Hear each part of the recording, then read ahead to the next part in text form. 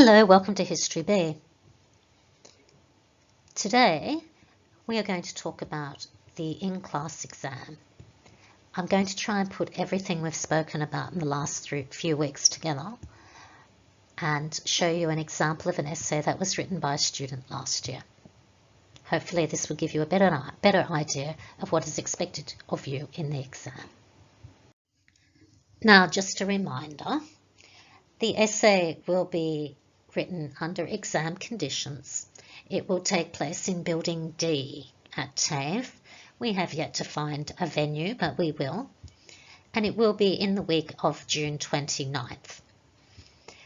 You can bring with you a 100-word prompt to help you write the essay. You should bring with you a bibliography of the references you will use. And when you write the essay, there should be in-text referencing. The essay itself should be between 1,200 and 1,600 words. You have 100 minutes to write the essay. Now, this is the essay structure that we've been working with. If you remember, the essay is about the interaction of groups and continuity and change. So the general essay structure that I recommend is an introduction, as you have in every academic essay. You write about the historical context. You define the issue, which in this case is the interaction of groups. You do 3 paragraphs about change, 2 paragraphs about continuity, and you write a conclusion. I will go through an example essay from one that our student wrote last year. The key words you have to think about are continuity and change and the interaction of groups. Make sure you use these words throughout your essay. In the introduction, you should mention continuity and change, the interaction of groups, and which groups you're going to talk about and what dates you're talking about. Okay, so this is an example essay from a student last year.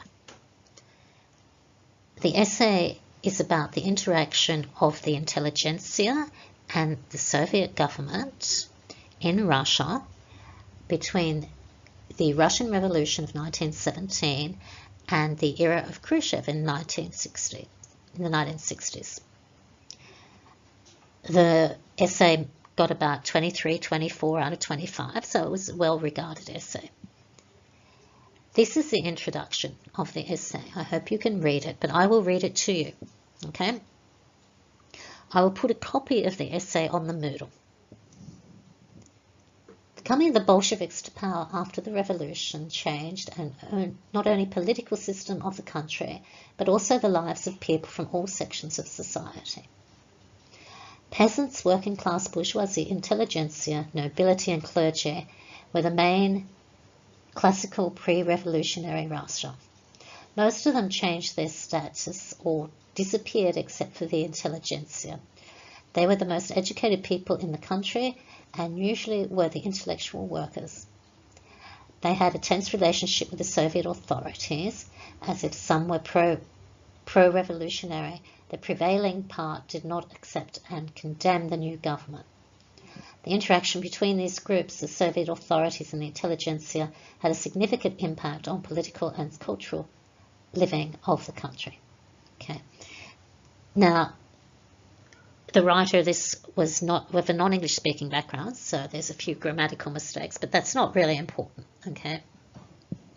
What is important that the author has defined several groups in society, but she's made it clear that the groups she's talking about are the intelligentsia and the Soviet authorities. She's also said that there were changes. She talks about changes in status, okay? And she doesn't mention continuity there, but she probably should have. Okay, so the next paragraph is about the historical context, okay?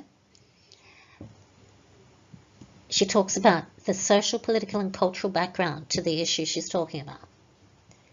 The internal crisis in the Russian Empire from the middle of the 19th century resulted in the Russian Revolution in 1917. In February, people overthrew the imperial government And then in October, the revolution placed the Bolsheviks in power. The large-scale civil war took over the country from May 1918 until November 1920. The Communist Party, led by Vladimir Lenin, won the civil war, and in 1922 proclaimed the creation of the Soviet of Socialist Republics, USSR. 1924, Joseph Stalin became the Secretary General of the party's Central Committee, and due to Lenin's illness, with Stalin came the years of brutal repression. So she's setting the background. Okay. In the next part of the essay, she talks about the interaction of groups. She defines which group she's talking about. Okay. During the whole period of existence of the USSR, the interactions of two socially significant groups had been occurring, the Soviet authorities versus the intelligentsia. Before the confrontation, both groups had a long history of formation. The Bolsheviks fought for supremacy and change of the political and economic systems in the empire. They had a strong ideological position, communism, and did not accept any other ideologies.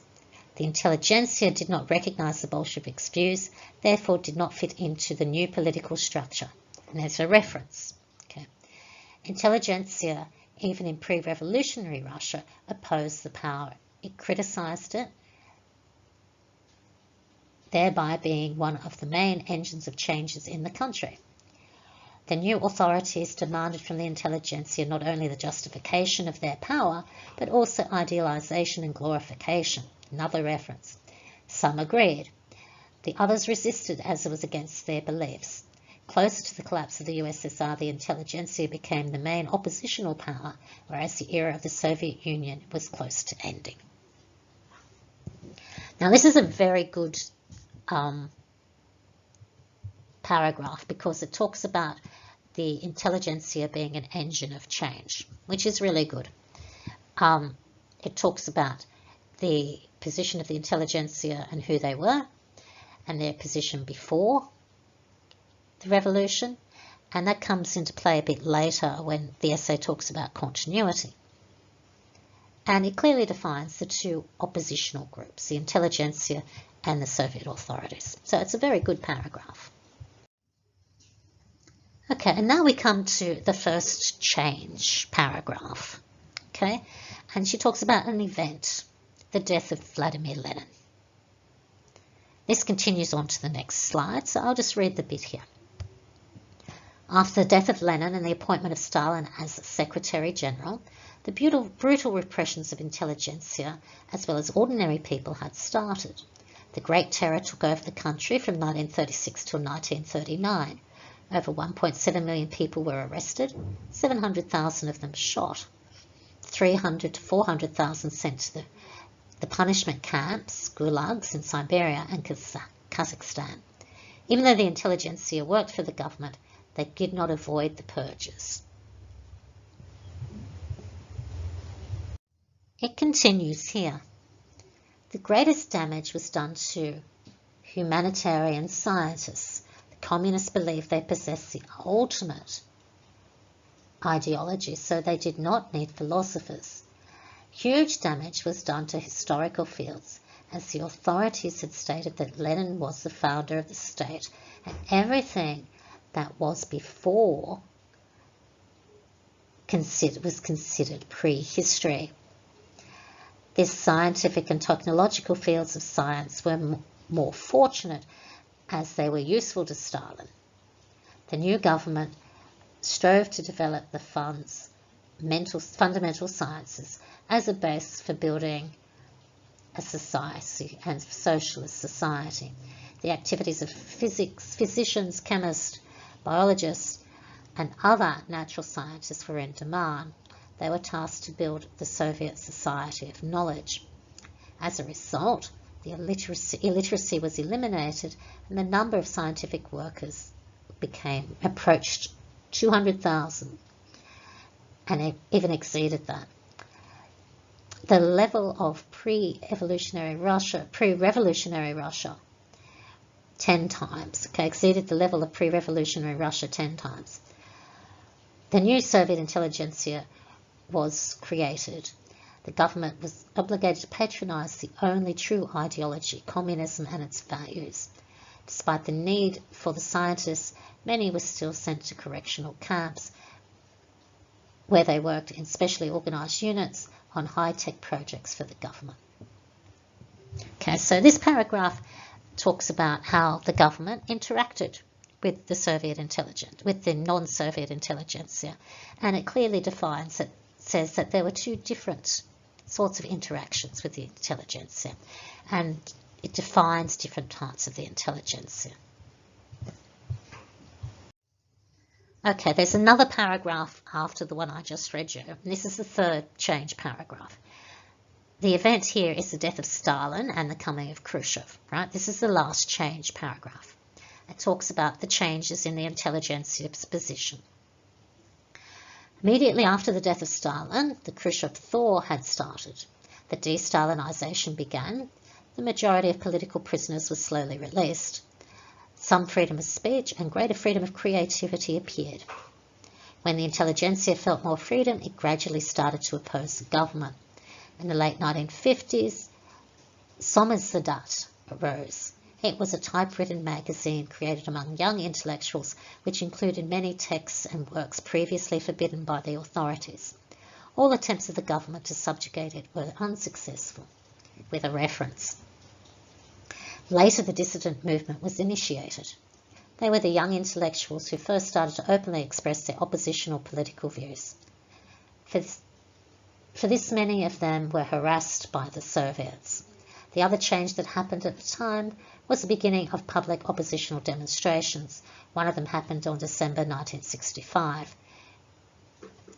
People argued that the government was not complying with their laws. This gave a taste to the human rights movement in the USSR. The government rejected any existence of opposition in the country.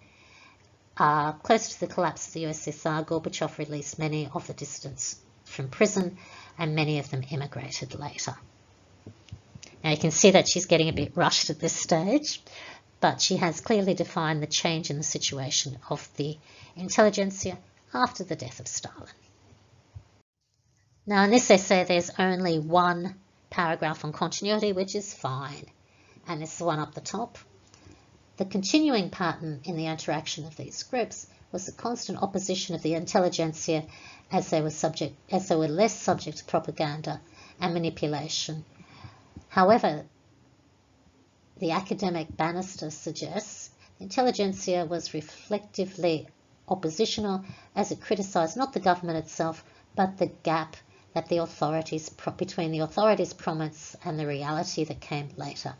This is the main engine that makes the authority to be against the government. And then the conclusion.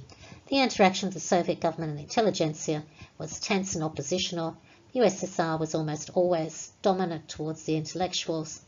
Nevertheless, the intelligentsia always needed freedom, and once it got it, they showed their supremacy. The continuity was a stable opposition of the intelligentsia that gave them eventual freedom. Okay, so she's clearly defined a continuing pattern, the opposition of the intelligentsia to the government, and then she's come up with a conclusion that reiterates what she's been saying in the main body of the essay. Now, as you can see, it's not the perfect essay, but because it's under exam conditions, it doesn't need to be perfect. And these were her notes and her bibliography. So you see on the left-hand side, you've got the notes, which are basically just shorthand for what she wanted to write. Looks like she has notes for each paragraph, and then she has a bibliography on the right-hand side that she's prepared. So why was this a good essay? This is a good essay because it had a clear structure, had an introduction, clear paragraphs, and a conclusion. It used formal language and it had references, in-text references. The student provided a bibliography and notes, and the bibliography was written in an acceptable format. The content of the essay was very good. The content identified the groups, it clearly outlined change and continuity, and it made an attempt at describing how the change happened.